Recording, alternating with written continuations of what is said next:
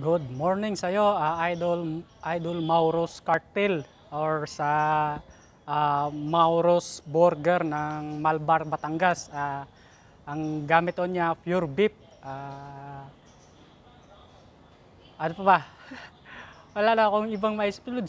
Hirap kasi talaga pagka hindi tayo magaling na speaker eh. Basta shoutout sa iyo, Idol Mauros, at saka sa burger mo na Mauros Burger sa Malbar, Batangas.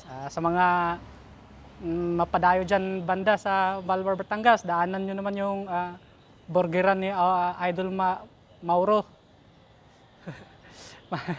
Mahirap kasi talaga Lods pag ano, Lods, wala tayong parang ano, background sa public speaking. Nagpataka na pag ugyaw-yaw. Basta mahirap kasi magsalita eh, pagka ano eh.